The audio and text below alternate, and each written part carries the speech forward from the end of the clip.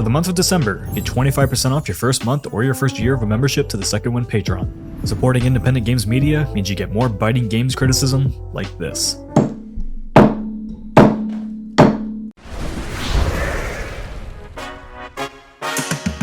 By the time December rolls around, I usually think I've seen most of the big gaming surprises that the year has to offer. Barring any last-minute reveals at the Game Awards, I feel like I've either played, made the choice not to play, or at the very least know about all the standout games of a given year, from budget-busting AAA to the strangest indies on Steam. I'm looking at you, War Monkey. I'm always looking at you. But then a game like Kingdoms of the Dump comes around and proves that a banger can exist in the most unlikely of places. For instance, an indie RPG that draws heavy inspiration from SNES classics like Chrono Trigger, EarthBound, and Final Fantasy VI. Oh, and two of the lead developers of said RPG at Roach Games were full-time custodians who self-funded the game using their savings before launching a successful Kickstarter campaign back in 2019 and now finally delivered on its promise 6 years later. And even more impressive than that entire last paragraph is the fact that Kingdoms of the Dump is really, really good. Honestly, as far as indie RPGs trying to channel the energy of that SNES golden age go, this one understands the humor, pacing, visuals, and sense of exploration better than almost any I've played, and I cannot recommend it enough. The game is set in the Lands of Phil, which is the exact kind of adventurous nigh-flavored wordplay that you can expect throughout this one. My name's Anus Quiver!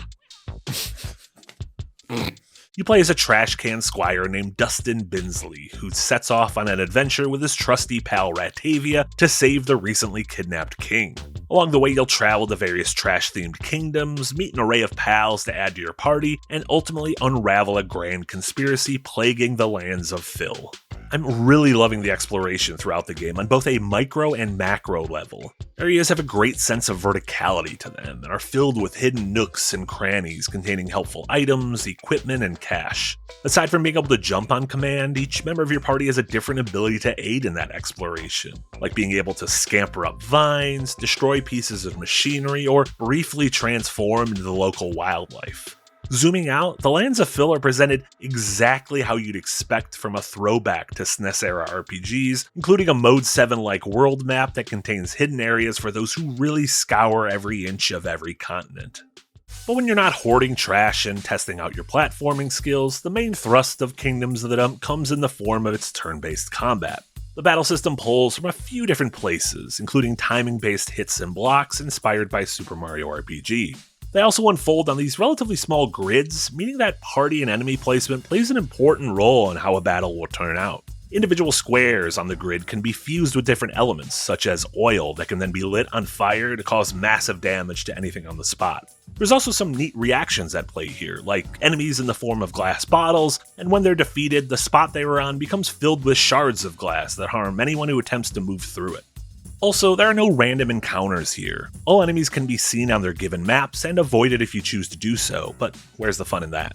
You can zone out a bit while grinding through standard enemies, but bosses will take 100% of your concentration to make it out alive, which is a balance that I really like. Further pulling from Mario RPG, each time a character levels up, you can add additional points into either strength, defense, or your special attacks, allowing you a bit of flexibility in how your party grows. As you could probably tell by now, I absolutely love how this game looks. The pixel art is brimming with life and charm while still feeling like it could have existed back on a 90s cartridge. The characters and enemies have distinct silhouettes and small movements that build an immediate sense of personality. I also love that whatever you choose to equip on your party members is reflected in these little character portraits, leading to some outfit combos that really embrace the dumpster diving DNA present throughout the entirety of the game. And tons of small details pop off the screen and give life to the world, like trees swaying in the wind and low clouds slowly moving across the sky. It's the kind of art that looks great in a screenshot, but even better in motion. A quick side note, and yes, feel free to judge me in the comments, garbage pickup where I live is hella expensive, so I choose to take my trash every weekend to a city dump a few miles from my house. It saves money, has become part of my Saturday morning routine, and the old dump lady is very nice to me. Come back soon, you hot piece of it. But despite having been there literally hundreds and hundreds of times, I've never thought to myself, hey, this place would make a great setting for a grand RPG. But that's because I'm some schmuck on the internet, not a game developer. Because the folks at Roach Games absolutely saw the depth, malleability, and potential of the trash theme. Using stacks of tires for platforming, finding moldy food in fridges, filling out your party with rats and cockroaches, saving the game via porta potties, and playing dress up with literal garbage all gel together for an excellent cohesive theming across the game.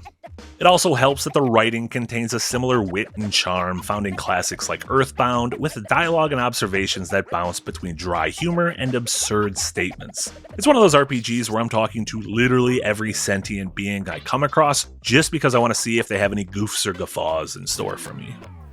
Kingdoms of the Dump is available on PC at the moment, and it runs perfectly on a Steam Deck, which is where I've been spending my time with it. Hopefully it comes to consoles at some point down the road, because this feels like the kind of special experience that a larger audience would absolutely gravitate towards.